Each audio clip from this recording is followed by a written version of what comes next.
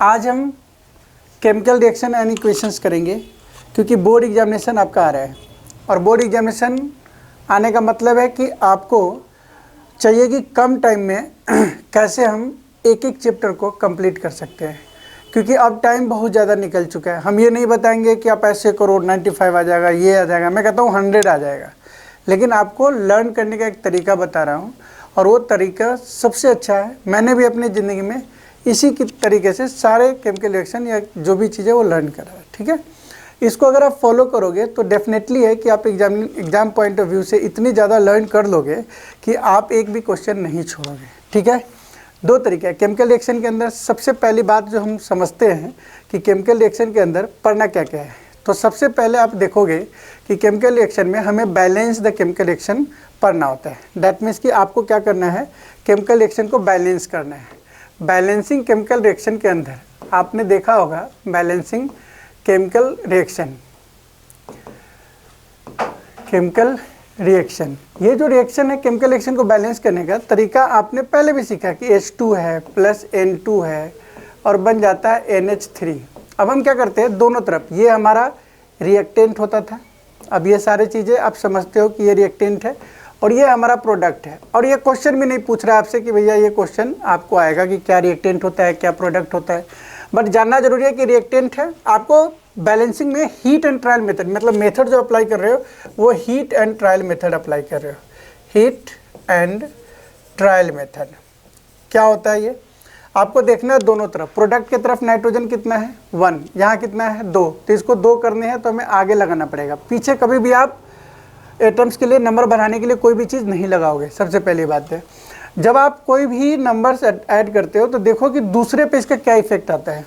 तो यहाँ देख रहे हैं कि हाइड्रोजन 6 हो गया, जबकि यहाँ हाइड्रोजन कितना है 2, तो हमें इसको 6 करने के लिए क्या करना पड़ेगा, ये नंबर जोड़ने पड़ेंगे।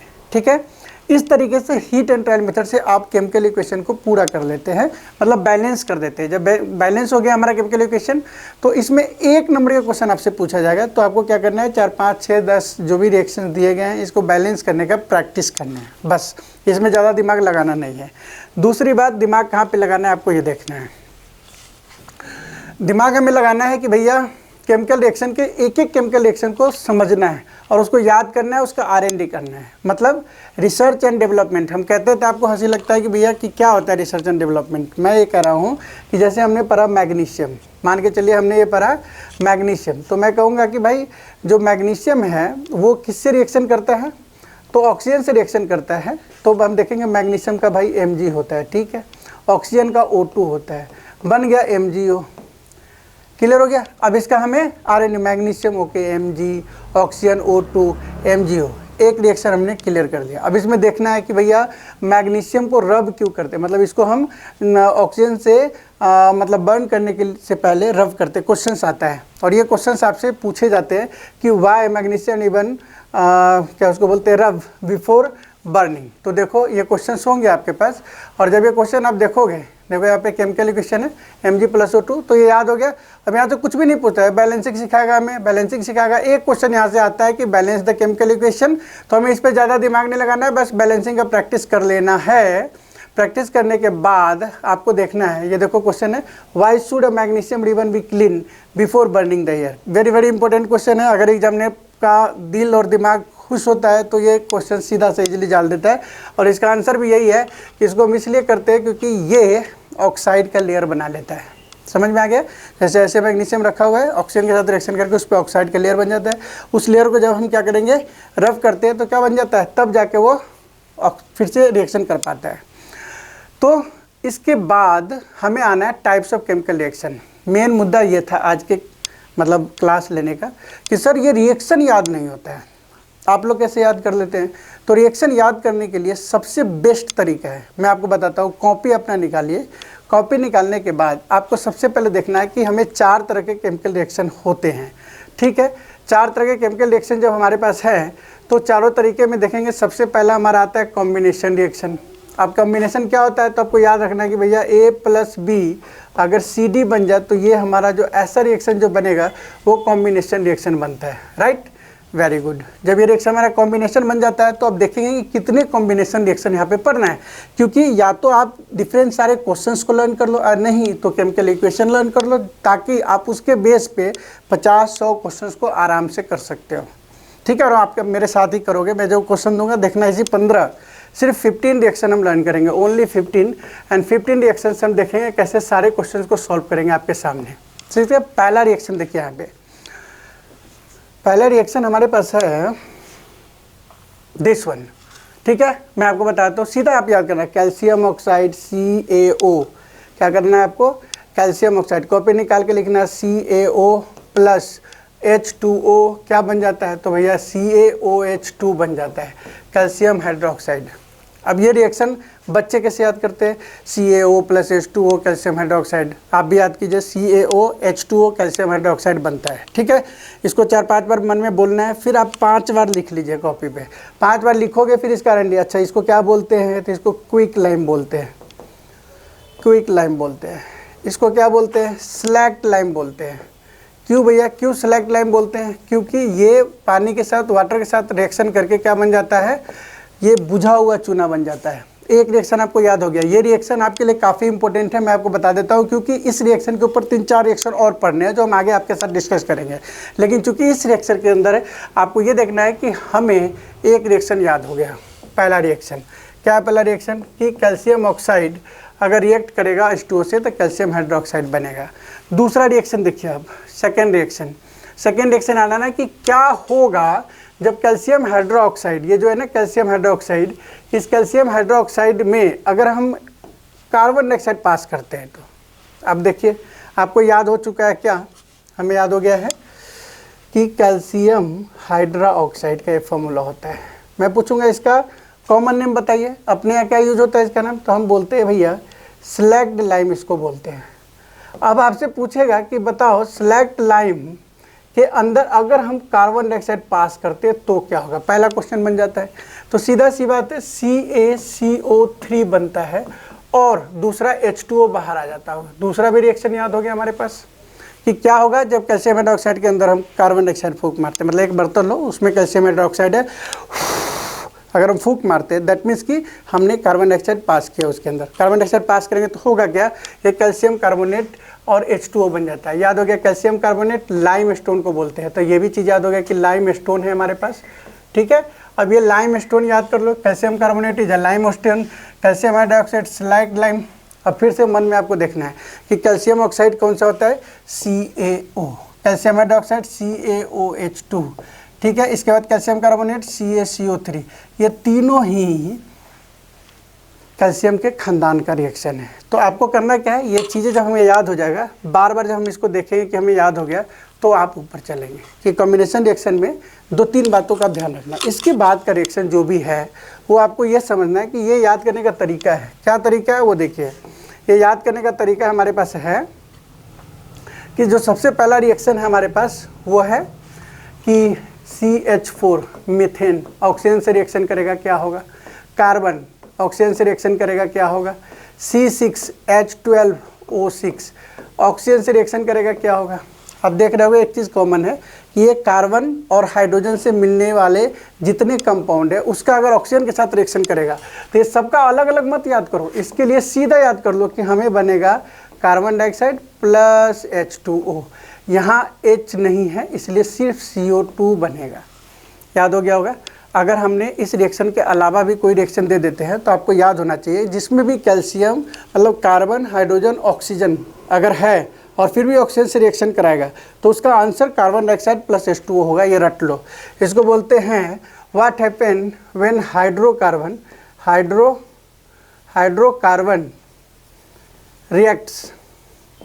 Reacts with oxygen. पूछ सकता है क्वेश्चन, नहीं है इसमें तब भी पूछ सकता है। अब कोई भी हाइड्रोकार्बन का एग्जांपल लीजिए क्योंकि 4th नंबर चैप्टर में आपने इस चीज़ को पढ़ लिया हुआ है। तो हम क्या करेंगे भैया कि चलो भैया कोई भी हाइड्रोजन मान लीजिए C2H4 है, ये भी हो सकता है, ऑक्सीजन के साथ रिएक्शन होगा, क्या बनेगा, वही बनेगा। तो इसलिए घबराना नहीं है, रिएक्शन वही है। ठीक है, ये हमारा जो है ये जो रिएक्शन है ये हमारा रिएक्शन आपके और हमारे बॉडी में यूज होता है। जब हम खाना खाते हैं ग्लूकोज में कन्वर्ट हो जाता है और वो ग्लूकोज जब हम सांस लेंगे तो हमारा कार्बन डाइऑक्साइड वाटर बनता है, सिंपल सी बात है। अब बच्चे क्या करते हैं, उसको याद क्यों नहीं होता है, क्योंकि कुछ बच्चों को मैंने देखा क्या याद करते हैं, ये 6 को याद करेगा, 6 को याद करेगा, ये बैलेंसिंग है भाई मेरे, इसको याद करने की ज़रूरत नहीं है। आपको क्या करना है, ग्लूकोज का फॉर्मूला याद करना है जो कि C6H12O6 होता है। ऑक्सीजन के साथ रिएक्शन करेंगे तो क्या होगा, कार्बन डाइऑक्साइड बाहर निकालते हैं एंड वाटर जो हमारे बॉडी से एक्सट्रैक्ट हो जाता है, ठीक है। तो ये हमारे ह्यूमन बॉडी में रिस्पिरेटरी सिस्टम में यूज होता है, इसलिए इसको रिस्पिरेटरी या रिस्पिरेशन रिएक्शन भी बोला जाता है, स्पेशल नेम दिया गया है और ये ह्यूमन बॉडी के अंदर होता है, ठीक है। इस रिएक्शन को एक्सोथर्मिक रिएक्शन बोला जाता है, बिकॉज आफ्टर दिस रिएक्शन हमें एनर्जी मिलता है। तो क्वेश्चन यहाँ से पूछ सकता है कि why this reaction is called exothermic reaction, पूछ सकता है कि नहीं पूछ सकता है, पूछ सकता है। तो आपको आंसर देना है बिकॉज इस रिएक्शन के अंदर एनर्जी निकलता है, एंड जब जिस रिएक्शन के अंदर एनर्जी निकलेगा उसको एक्सोथर्मिक रिएक्शन बोलते हैं, और जिस रिएक्शन के अंदर एनर्जी नहीं निकलता, रिएक्शन होने के लिए एनर्जी की ज़रूरत होती है, तो उसको हम बोलते हैं एंडोथर्मिक रिएक्शन। अब बात आती है सर एंडोथर्मिक रिएक्शन का तो कोई एग्जांपल आया नहीं, क्योंकि कॉम्बिनेशन रिएक्शन के लिए एनर्जी की ज़रूरत बहुत कम पड़ती है, रिएक्शन होने के लिए निकालती ही है। तो जब निकालती है तो इसको हम बोलते हैं एक्सोथर्मिक। तो दो बातें आपको और मिल गया, एक एंडोथर्मिक क्या होता है, ये भी क्वेश्चन पूछता है, एंडोथर्मिक रिएक्शन, तो नया पॉइंट्स हो गए हैं, एंडोथर्मिक, दूसरा आ गया एक्सोथर्मिक। एक्सो मतलब याद रखना भैया कि जहाँ पे एग्जिट होगा, एक्सोथर्मिक रिएक्शन, इसमें क्या होगा, एक्सो मीन्स एग्जिट, एग्जिट होगा, और एंडो मतलब इन होगा, जब हमें एनर्जी लिया जाएगा रिएक्शन होने के लिए तो एंडोथर्मिक बोलते हैं। अब सिंपल सी बात है कि कॉम्बिनेशन रिएक्शन हमारा ख़त्म होता है, ठीक है। कॉम्बिनेशन रिएक्शन जब हमारा ख़त्म होता है उसके बाद जो हमारा रिएक्शन होता है वो है डीकम्पोजिशन रिएक्शन। तो हम नेक्स्ट डीकम्पोजिशन रिएक्शन को क्या करते हैं, देखते हैं। डीकम्पोजिशन रिएक्शन में हमें 5 रिएक्शन पढ़ना है। डीकम्पोज का मतलब होता है कि व्हेन वन कंपाउंड, एक कंपाउंड अगर डिकम्पोज होके सड़ के गल के गायब हो जाए, 2-3 में बन जाए, तो उसको डिकम्पोजिशन बोलना है। मतलब क्या हुआ सर, मतलब ये हुआ कि आपका जो रिएक्शन, अगर कोई कंपाउंड है, मान लीजिए कोई भी कंपाउंड है, और वो कंपाउंड अगर मान के चलो, मान लो AB है, अब AB को ब्रेक कर दिया, ब्रेक करके बन जाएगा C+D, तो ये हमारा जो बनता है वो होता है डिकम्पोजिशन रिएक्शन, ठीक है। इसमें कंपाउंड कोई भी हो सकता है, यहाँ पे हीट आता है, हीट, ये हीट का जो मीडियम है ना अलग अलग हो सकता है, या तो एक्सटर्नल आप गैस सिलेंडर से या किसी चीज़ से हीट पास कर रहे हो, ठीक है, दूसरा हो सकता है सनलाइट से हीट पास हो रहा हो, तीसरा हो सकता है इलेक्ट्रिसिटी से हीट पास कर रहा हो। तो कहीं कहीं पे यही चीज़ लिखा होगा, इलेक्ट्रोथर्मिक रिएक्शन क्या होता है, थर्मल रिएक्शन क्या होता है, तो थर्मिट मतलब जहाँ हीट पास किया जाएगा तो उसको थर्मिक रिएक्शन बनेगा। अब मान के चलिए एंडोथर्मिक हो गया, इसमें इलेक्ट्रिसिटी, और दूसरा होता है कि फोटोथर्मिक रिएक्शन के बारे में बात कीजिए, तो जिसमें सनलाइट पास किया जाए ना उसको फोटोथर्मिक रिएक्शन बोलते हैं। अब हम कहते हैं कि सर डिकम्पोजिशन रिएक्शन तो पता चल गया, अब इसमें रिएक्शन कौन कौन सा होता है, तो सिंपल सी बात है, देखो रिएक्शन याद करने के लिए सिंपल फंडा है आपका। फंडा क्या है, ये देखो फंडा ये है कि जब आपको ये रिएक्शन पूछा जाए तो आपको कहना है कि देखो भाई पहला रिएक्शन क्या होता है, मैं कहूँगा फेरस सल्फेट हीट होगा तो क्या होगा, दूसरा कैल्शियम कार्बोनेट हीट होगा तो क्या होगा, PbNO3, ठीक है, PbNO3 का होल ट्वाइस हीट होगा तो क्या होगा। देखो रिएक्शन यही है। दूसरा है AgCl, दूसरा है AgBr। सारे रिएक्शन का अपना अलग अलग पहचान है, इसको समझने की ज़रूरत है। सबसे पहली बात है, ध्यान से देखना, अगर हम फेरस सल्फेट को हीट करते तो क्या बनता है, तो आपको बोलना है कि देखो एक कंपाउंड बनता है जो ही Fe2O3, पहले रटने का फंडा है, SO2SO3 बनता है, ये सल्फर डाइऑक्साइड सल्फर ट्राइऑक्साइड बनता है। दूसरा है calcium oxide CaO plus CO2 बनता है। दूसरा है PbO plus NO2 plus O2, ये बन जाता है, ठीक है। अब तीसरा इस यहाँ पे आता है तो Ag बन जाता है प्लस Cl2 बन जाता है, यहाँ कलर चेंज हो जाता है, ध्यान रखना है, Ag प्लस Br2 बन जाता है ब्रोमीन का। ये जो रिएक्शन है ये आपका ब्लैक एंड वाइट फोटोग्राफी में यूज होता था, तो इसका रेफरेंस याद रख लेना कि what happened when silver chloride left into the sunlight, what happened when silver bromide left into the sunlight, मतलब सनलाइट में छोड़ देंगे तो क्या होगा, तो ये रिएक्शन जो है AgBr2 और AgCl2 में चेंज हो जाएगा। आपने देखा होगा पहले सिनेमा जो पहले कैमरा होते थे, उस कैमरे के अंदर क्या होता है, एक रील लगी होती थी, उस रील के ऊपर लेप लगा होता था, जब आप उसको पानी लगा के उसको लेप करोगे तो ब्लैक ब्लैक करके निकलता था, ठीक है। तो वही जब सनलाइट के साथ जब रिएक्शन होता है तो वो ग्रे कलर में चेंज हो जाएगा। यहाँ से क्वेश्चन पूछ देता है। दूसरा पूछ देता है what happen when ferrous sulphate is heated, तो आपको बोलना है फेरस ऑक्साइड बनता है, सल्फर डाइऑक्साइड, सल्फर ट्राइऑक्साइड। आपको ये चीज़ें नहीं बताएगा, बोलेगा ये दोनों एसिड रेन में हेल्प करता है। ये आपको एसिड रेन में हेल्प करता है। इसके कंटेस्ट में इसको याद करके रखिएगा कि कौन सा, मान लीजिए आपको क्वेश्चन पूछ देगा पहले तो याद करो क्वेश्चन क्या पूछेगा, उसका पूरा लिस्ट बना के आपको इसी से हम बोलेंगे कैसे रिएक्शन है। तो पहला ये 5 रिएक्शन याद हो गया। पहला साथ में बोलिए, फेरस सल्फेट हीट होगा क्या होगा, ferrous oxide, sulphur dioxide, sulphur trioxide बनेगा। अगर आपका कैल्शियम कार्बोनेट हीट होगा तो क्या होगा, कैल्शियम ऑक्साइड, कार्बन डाइऑक्साइड बनता है। अगर PbNO3 बनता है तो क्या होता है, PbONO2 बन जाता है, ठीक है। लेड नाइट्रेट, इसी का नाम लेड नाइट्रेट है। सिल्वर क्लोराइड, सिल्वर ब्रोमाइड, इसका ferrous sulphate, calcium carbonate, lime stone को हीट करते हैं तो क्या होता है, ये R&D है। सारी बातें अब जब जान जाओगे तो 100% है कि आप भी इसको अच्छी तरीके से एक्सप्लेन कर दोगे, ठीक है।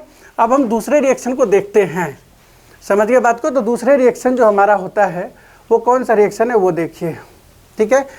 यह है डिस्प्लेसमेंट रिएक्शन, ओके। नेक्स्ट जो हमारा है डिकम्पोजिशन रिएक्शन के बाद जो हमारा रिएक्शन है वो है डिस्प्लेसमेंट रिएक्शन। ध्यान से देखिए, डिस्प्लेसमेंट रिएक्शन, ये 5 रिएक्शन में लर्न कर लिया है, ठीक है। पहले लर्न करो रिएक्शन, फिर क्वेश्चन कैसे पूछेंगे उसको हम बार बार उसके अंदर हम रेफरेंस आपको दे देंगे, क्वेश्चंस का क्या रेफरेंस होता है। पहले अगर आपके पास ये रिएक्शन याद हो जाता है तो आपके लिए काफ़ी इजी होगा।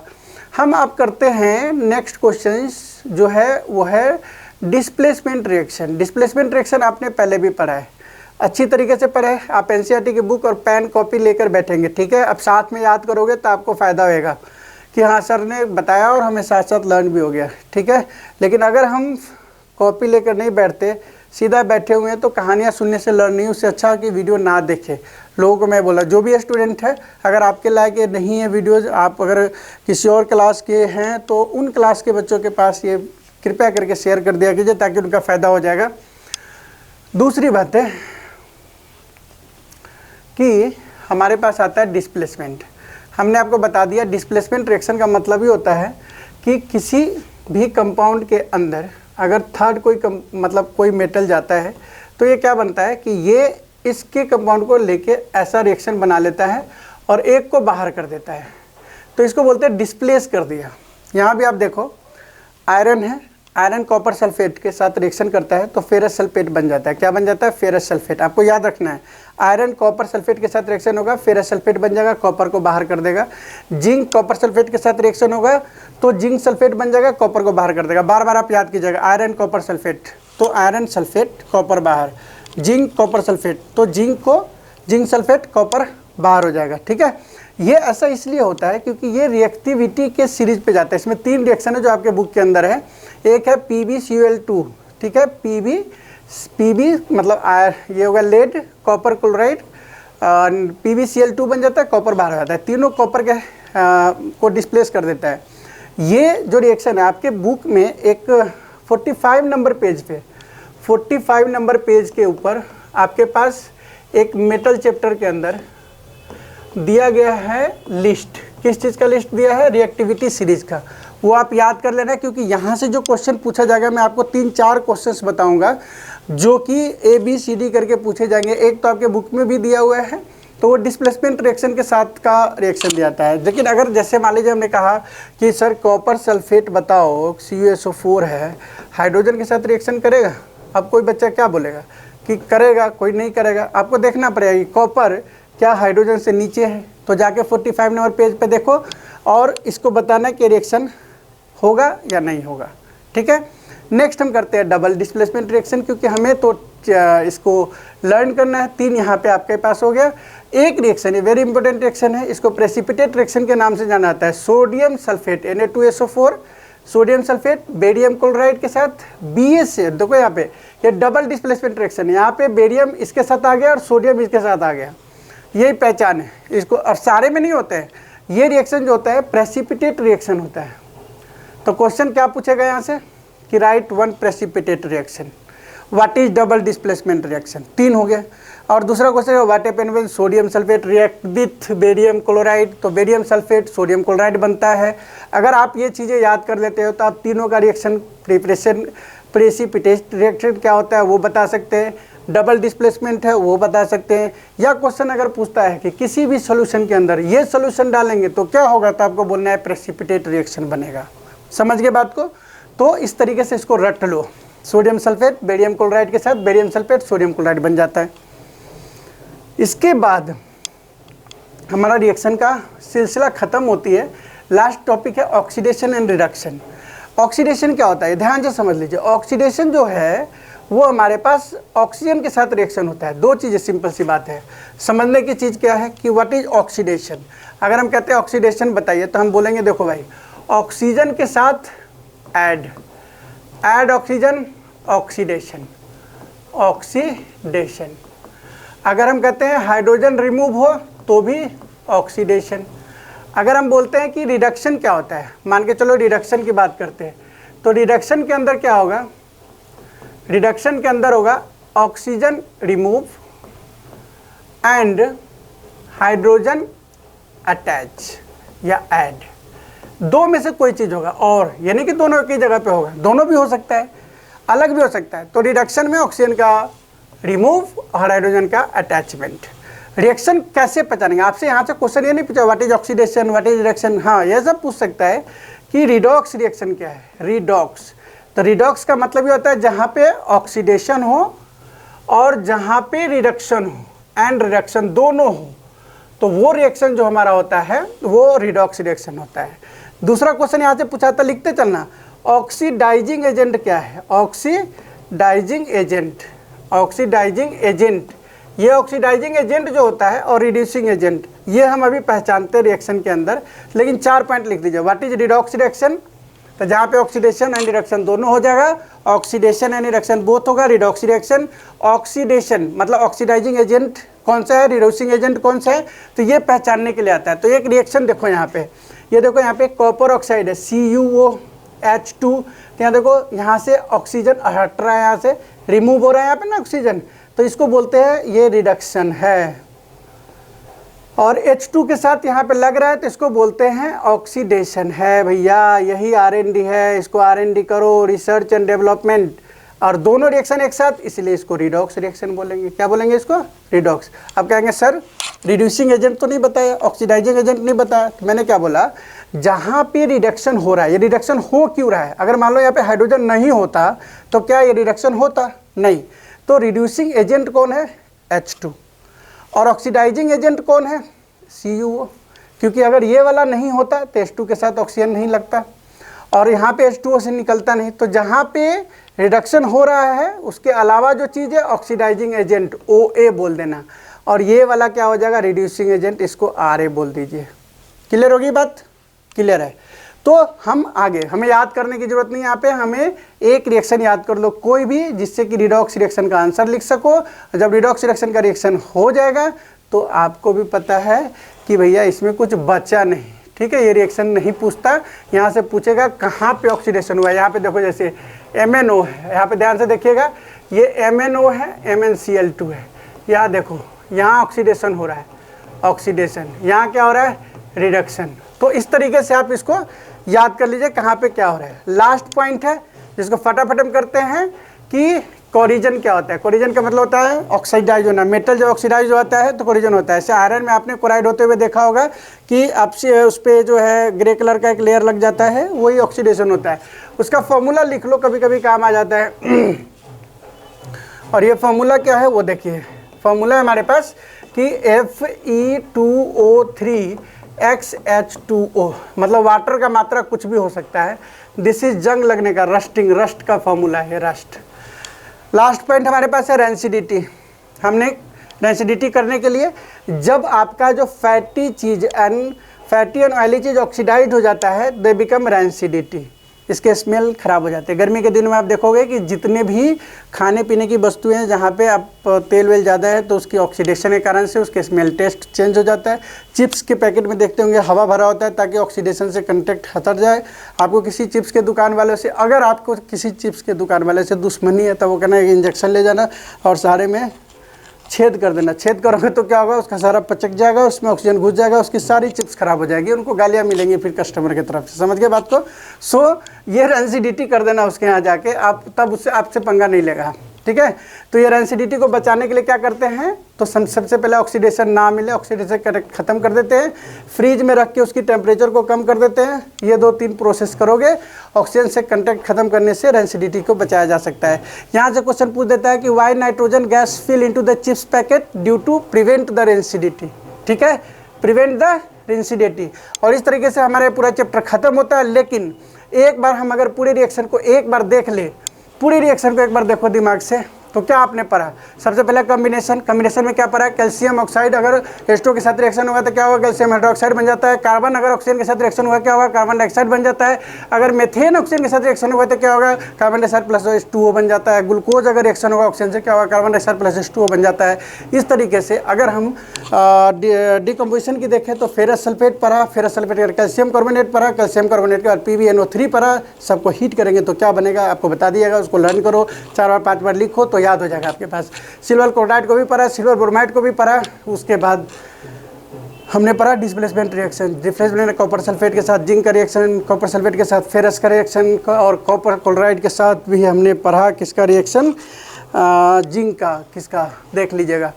एंड इस तरीके से हमारा रिएक्शन पूरा होता है। एक डबल डिस्प्लेसमेंट रिएक्शन पढ़ा, तो टोटल कितने रिएक्शन हो गया, पहले में 5, दूसरे में 5, 10, तीसरे में 3, 13, 1, 14, 14, और लास्ट में ऑक्सीडेशन रिडॉक्स रिएक्शन के बारे में, ठीक है। इस तरह से आपका चैप्टर डन होता है। और आप लर्न करके कल या नेक्स्ट डे हम जब वीडियो डालेंगे उसमें आपको जवाब देना है कि कितने क्वेश्चन आप कर पाते हो। Okay, thank you.